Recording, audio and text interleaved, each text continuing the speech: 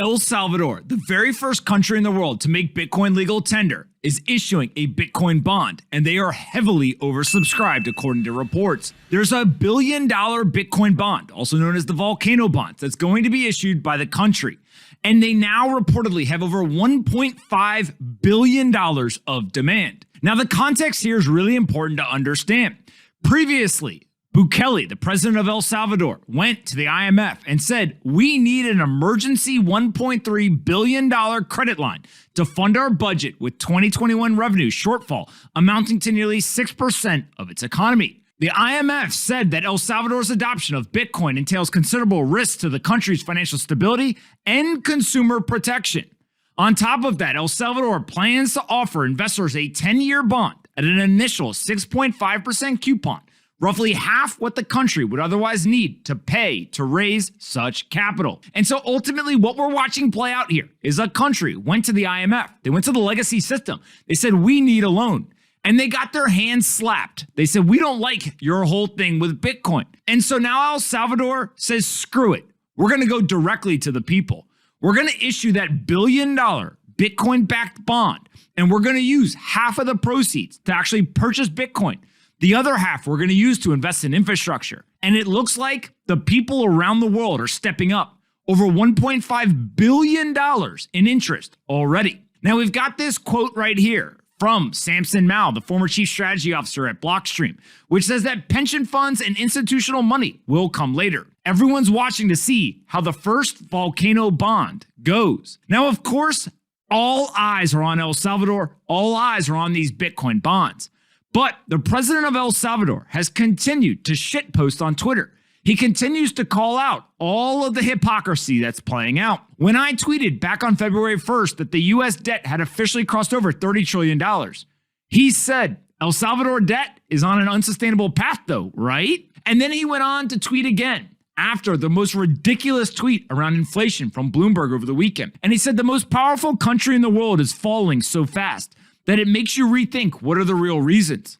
Something so big and powerful can't be destroyed so quickly unless the enemy comes from within. Now, the hard truth is that all of these little shitposts, all these little data points, they have a hint of truth in them. And that's why it pisses off people in the United States and abroad. Ultimately, El Salvador is plugging their country into the Bitcoin standard.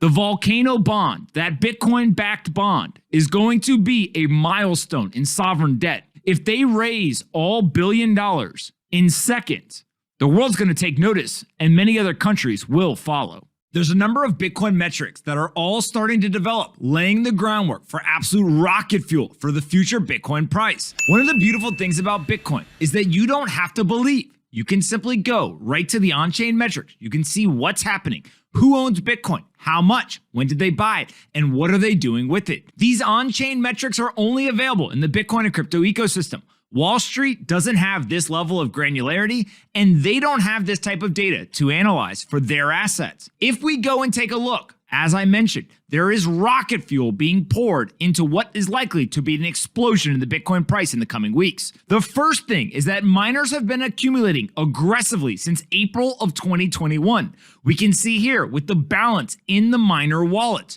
They continue to buy Bitcoin. They are not sellers, but buyers. If we then look at how much Bitcoin is actually on the exchanges, the less Bitcoin on the exchange, the less people can go ahead and sell it. And what we see is that about 61,000 Bitcoin have been taken off exchanges in the last 3 or 4 weeks. That is very, very bullish for Bitcoin and future price appreciation. And then lastly, if we take a look, our friend Will Clemente pointing out that the illiquid supply shock ratio is going vertical. That blue line continues to go up and up and up. And as Will says here, he says that supply continues to get absorbed by entities with a low statistical history of spending their Bitcoin. The long-term holders, the strong hands, they're soaking up all of the Bitcoin in the market. They don't sell. They understand the value proposition of Bitcoin, and they are going to make anyone else who wants to come into the market pay a much higher price to get that Bitcoin back from them. As supply becomes more illiquid, all we need is a catalyst to kick off the frenzy. And this is exactly what has happened multiple times in the history of Bitcoin.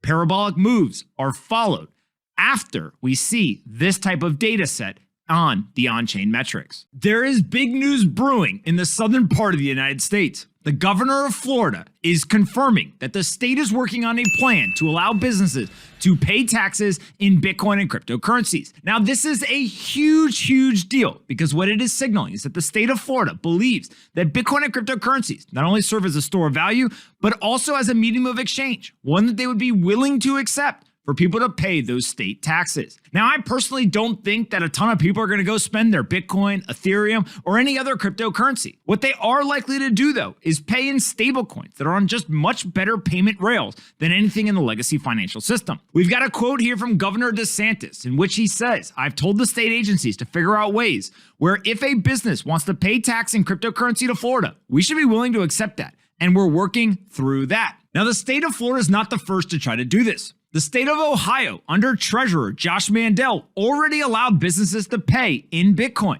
But once Mandel left office, the next treasurer came in and they rolled it right back. Something tells me that the state of Florida is serious and they won't be rolling this back. We've got a tweet here from Dan Tapiro where he states, "Not sure what could be more of a green light for institutions. A U.S. state considering receiving taxes owed in Bitcoin. Remarkable to think that anyone still owns the $200 trillion in cash and bonds with negative real yields. Light bulb moment is coming." I tend to think that Dan's onto something because this is a signal. This is a milestone that many institutions will look at and say, well, if it's good enough for a united state to actually go ahead and accept Bitcoin or cryptocurrencies for taxes, maybe I should put it in my portfolio. In the words of Satoshi Nakamoto, maybe I should get some just in case it catches on. Now, we've got another quote from Ron DeSantis, the governor of Florida, in which he states, "There's a difference between decentralized digital currency like Bitcoin and what some are talking about doing at the federal level to convert US dollars into basically a digital currency. I think there's a lot of hazards with that. When that's centrally controlled, I worry about the amount of power that would give someone an essential authority to basically be able to shut off access to purchasing certain goods. We'd be in uncharted territory." The governor of Florida gets it. Bitcoin is different than a central bank digital currency or any other cryptocurrency out there. It is truly decentralized. No one owns it. No one controls it. It's a programmatic monetary policy. And it is telling the state of Florida they want Bitcoin. And if they can't go buy it off of their balance sheet, maybe they'll just accept it from businesses for taxes. Every state in America is going to end up doing this. It's the ones who do it early that will benefit most. When you start to think about cryptocurrencies, Bitcoin specifically, as I mentioned at the intro, you all have been paying attention to this since about 2015 in terms of research. In 2017, you started to actually get into the mining business, and from there have expanded a lot of what you're doing in the space. Maybe give us a quick overview, like what is the thesis? Why are you all who, frankly, are just arbitraging? You have really long time horizons and tend to be very kind of research-driven investors. Why are you so interested in Bitcoin and cryptocurrencies? Well, when I first heard the story, it immediately hit home with me based on supply and demand, basic economics, right? There's a limited supply, there's growing demand. Correcting mechanism is the price. So I could see how you could make a lot of money of it. But the thing that I mentioned starting off, a crisis in confidence, there's a crisis in confidence in our financial leaders, our legal leaders, our medical leaders, et cetera.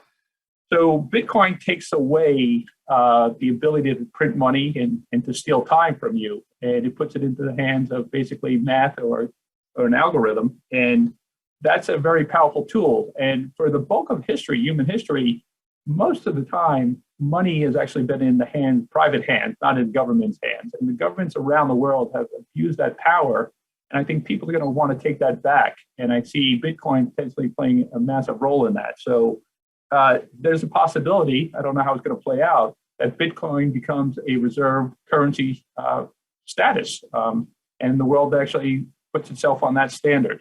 And if that happens, everyone's going to want to own that. I think you're starting to see that play out, and it's almost impossible to keep up with the progress that's being made literally on a daily basis within the Bitcoin community and things that are going there. And you know that probably better than anyone.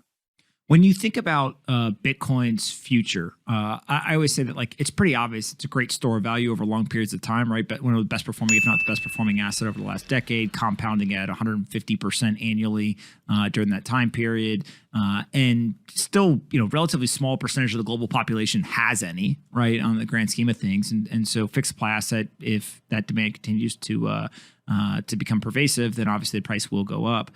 What do you think is kind of likely to occur? Do you think that Bitcoin could rise to be the global reserve currency? Do you think it becomes just another asset that central banks put into their reserves? Like, what do you think is like the likely outcome here? I think the established powers are going to fight it for time. I think it's inevitable, and I think they're going to get on board with that. So my own assessment is that most people are viewing Bitcoin as still a curiosity. I'm viewing it more as a necessity to fix a lot of the problems in the world. So my assessment is that a single Bitcoin is ultimately going to go into the many millions of dollars. How it gets from point A to point B, nobody knows. Really, every currency has collapsed relative to Bitcoin, as you pointed out. And I think that it's going to continue because I don't see how they get out of this debt burden without continuing to print and to inflate.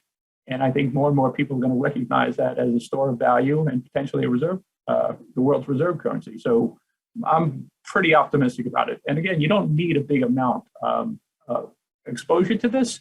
If in that success mode, you'll do incredibly well, and you'll be able to outrun the inflation that I think likely is going to occur. Today we have breaking news coming out of Thailand. Thailand has gone ahead and made the decision that they are going to ban Bitcoin and cryptocurrencies as a form of payment. Now, there's some nuance in this decision to actually ban Bitcoin and crypto as a form of payment that's important to actually pay attention to. First, it is not a complete ban. Their version of the SEC is stressing that the ban is on crypto payments, not on trading or digital assets in general. This is important because as more and more people begin to adopt these assets, some of them are doing it from an investment standpoint. Some of them are using it as a savings technology, and others are trying to use it as a means of payment. And so Thailand is specifically targeting the use as a payment system. They think that there is not an improvement from a technology standpoint. We have a quote from the Thailand SEC in which they state, digital assets do not provide improved efficiency to the payments market because of their volatility and high transaction fees. While that may be the position of this regulatory body in Thailand, I happen to disagree. What we know is that there's almost $200 billion in stablecoins globally.